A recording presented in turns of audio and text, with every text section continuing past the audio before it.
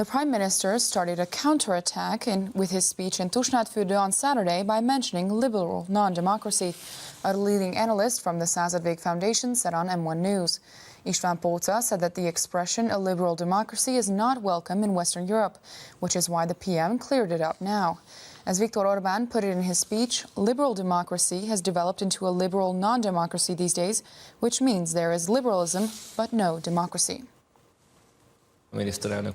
Viktor Orban has entered a counterattack by using the term liberal non-democracy since he was constantly attacked in the past year for building an illiberal democracy, the leading researcher of Századvég Foundation said to M1 News. István Póca added, a liberal non-democracy is evolving in Western Europe.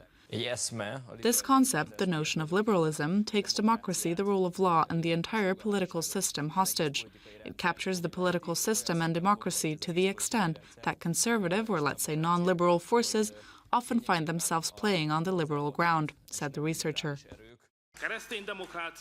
The Prime Minister highlighted in his lecture at the Bálványos Open University that limiting the freedom of speech and censorship have become generic in Western Europe, and that this only confirms the absence of democracy. The PM called it a fishbait that Christian democracy can also be liberal. Viktor Orban also said that the exclusively liberal European elite failed because it denied its roots, and instead of a Europe resting on Christian foundations, they're building a Europe with an open society. Next year's European parliamentary elections will be about Europe's only mutual serious question about its future, migration, the PM said.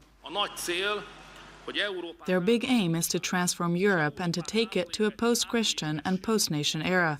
However, this aim could be hindered at next year's parliamentary elections, and our interest is, ladies and gentlemen, to prevent this, said Viktor Orban.